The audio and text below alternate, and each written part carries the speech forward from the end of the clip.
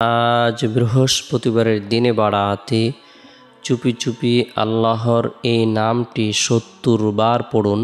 ৭০ বছরের গুনাহ মাফ হবে, ভাগ্য খুলে যাবে, জান্নাত নসিব হবে, দোয়া কবুল হবে, আশা আকাঙ্ক্ষা পূরণ হবে। বৃহস্পতিবারের দিন অত্যন্ত বরকতপূর্ণ একটি দিন, ফজিলতপূর্ণ একটি দিন, মাহাত্ম্যপূর্ণ একটি দিন, তাৎপর্যপূর্ণ একটি দিন। বৃহস্পতিবারের দিনে আল্লাহ তাআলার পক্ষ থেকে অসংখ্য অগণিত নিয়ামত প্রদান করা হয়ে থাকে। বৃহস্পতিবারের দিন আসমানের সকল দরজা উন্মুক্ত করে দেওয়া হয়। বৃহস্পতিবারের দিন শেষ হওয়ার পর যে রাত আসে, এই রাতটি হলো সাপ্তাহিক সকল রাত থেকে শ্রেষ্ঠ রাত। এই রাত হলো জুমার রাত। এই রাতে আল্লাহ তাআলা নূর প্রদান করে থাকেন, দোয়াকে কবুল করে থাকেন। বৃহস্পতিবারের দিনটিকে স্বয়ং নবী করিম সাল্লাল্লাহু আলাইহি সাল্লাম গুরুত্ব দিতেন। আমরাও যদি বৃহস্পতিবারের দিনটিকে গুরুত্ব দেই, এই দিনে নফল ইবাদত বন্দেগী করি, নফল নামাজ পড়ি, কোরআন তেলাওয়াত করি, জিকির আজগার করি, তাসবিহ তাহলিল পাঠ করি, রব্বুল আলামিনের দরবারে রুনাজারি করি, আল্লাহ পাক রব্বুল আলামিন আমাদের জীবনের সকল পেরেশানিকে দূর করে দিবেন, গুনাহকে মাফ করে দিবেন, ভাগ্যকে পরিবর্তন করে দিবেন। আল্লাহ তাআলা জান্নাত অবধারিত করে দিবেন, দোয়াকে কবুল করবেন, আশা আকাঙ্ক্ষাকে পূরণ করে দিবেন। বরকতপূর্ণ এই দিন আমরা প্রত্যেকেই দিনের শুরু থেকেই চেষ্টা করব নেক কাজ করার জন্য, নেক আমল করার জন্য, পরিবার পরিজনদেরকে নেক আমল করার ব্যাপারে উৎসাহ প্রদান করব। বরকতপূর্ণ এই দিনে ফজরের নামাজ সম্পূর্ণ করার পর আমরা কোরআন তেলাওয়াত করব।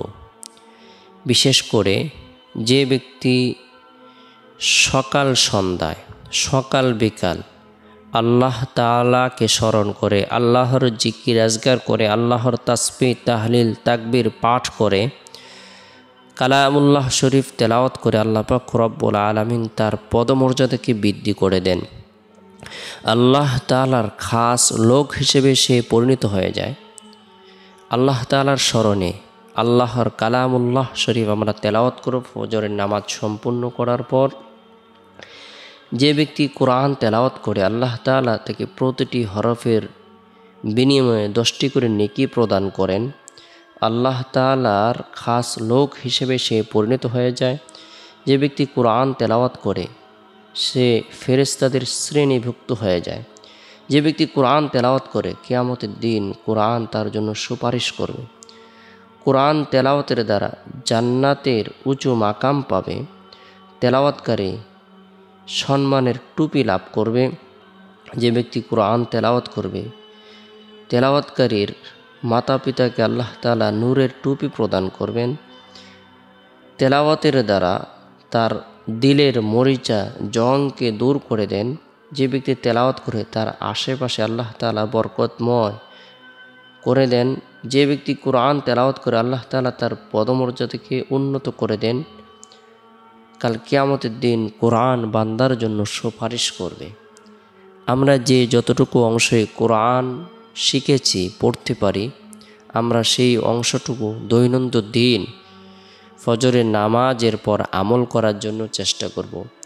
আমরা যারা ধারাবাহিকভাবে পুরো কোরআন তেলাওয়াত করতে পারি না, আমরা শুধু সূরাতুল ফাতিহা তেলাওয়াতের নিয়তে কোরআন শরীফ বের করে অথবা কোরআন শরীফ ছাড়াই মুখস্থ হলেও আমরা কোরআন তেলাওয়াত করব। যে ব্যক্তি কোরআন তেলাওয়াত করবে, আল্লাহ তাআলা দুনিয়াতেও তাকে মর্যাদা দান করবেন, আখিরাতেও আল্লাহ পাক রব্বুল আলামিন বিশেষ সম্মান প্রদান করবেন। তাই গুরুত্ব সহকারে বৃহস্পতিবারের দিন ফজরের নামাজ সম্পূর্ণ করার পর কোরআন তেলাওয়াতের আমল করব। এরপরে বৃহস্পতিবারের দিন 9টার দিকে অথবা 8:30টার দিকে 2 রাকাত পারি, 4 রাকাত পারি চাস্তের নামাজ আদায় করার জন্য চেষ্টা করব। যে ব্যক্তি চাস্তের নামাজ আদায় করবে, এরপর রব্বুল আলামিনের দরবারে গুনাহ মাফের উদ্দেশ্যে, হায়াত বৃদ্ধির উদ্দেশ্যে, রিজিক বৃদ্ধির উদ্দেশ্যে, ধন দৌলত বৃদ্ধির উদ্দেশ্যে দোয়া করবে। আল্লাহ তাআলা তার কামনা বাসনাকে পূরণ করে দিবেন, তার দোয়াকে কবুল করবেন। এই নামাজটি আমরা আদায় করার জন্য চেষ্টা করব। এরপরে বৃহস্পতিবারের দিন জোহরের নামাজ সম্পূর্ণ করার পর গুনাহ মাফের উদ্দেশ্যে তওবার নিয়তে ৭০ বার ইস্তিগফারের আমল করব। আস্তাগফিরুল্লাহ রব্বি মিন কুল্লি যামবি ওয়া আতুবু ইলাইহি। যে ব্যক্তি গুনাহ মাফের উদ্দেশ্যে তওবার নিয়তে গুরুত্ব সহকারে ইস্তিগফারের আমল করে, আল্লাহ তাআলা ওই বান্দাবান্দির উপর এতই খুশি হন, আনন্দিত হন, তাহার পাহাড় পরিমাণ গুনাহ আল্লাহ তাআলা মাফ করে দেন। সুবহানাল্লাহ। তার পেরেশানিকে আল্লাহ তাআলা দূর করে দেন, গায়েবী সাহায্য প্রদান করেন, ধারণার বাইরে রিজিক প্রদান করেন। সমুদ্রের ফেনা পরিমাণ হলেও গুনাহ আল্লাহ তাআলা মাফ করে দেন। সুবহানাল্লাহ। যদিও বান্দার গুনাহ মরুভূমির বালুকা রাশি পরিমাণ হয় না কেন, সমুদ্রের ফেনা পরিমাণ হয় না কেন, বৃক্ষের পাতা পরিমাণ হয় না কেন, তবু আল্লাহ পাক রব্বুল আলামিন মাফ করে দেন ইস্তিগফারের আমলের বরকতে। ইস্তিগফারের আমল করব ৭০ বার। এরপরে আল্লাহর গুণবাচক বরকতপূর্ণ এই নামটি চুপি চুপি ৭০ বার আমল করব। আল মুজিবু, আল মুজিবু, যিনি দোয়া কবুল করেন। সুবহানাল্লাহ। কেউ যদি আল্লাহর এই নাম আমল করে আল্লাহ তাআলা দোয়া কবুল করেন এ বিশ্বাস রেখে, আল্লাহ পাক রব্বুল আলামিন তার যত ধরনের প্রয়োজন রয়েছে আল্লাহ তাআলা সকল ধরনের প্রয়োজনকে পূরণ করে দেবেন, অভাব দূর করে দেবেন, দুঃখ কষ্টকে দূর করে দেবেন, আল্লাহ তাআলা ঋণ থেকে মুক্ত করে দেবেন, আল্লাহ পাক রব্বুল আলামিন শারীরিক সুস্থতা দান করবেন, মানসিক পেরেশানি দূর করে দেবেন, জালিমের জুলুম থেকে, অত্যাচারের অত্যাচার থেকে, হিংসুকের হিংসা থেকে, পরনিন্দাকারীর পরনিন্দা থেকে আল্লাহ তাআলা নিরাপত্তা দান করবেন।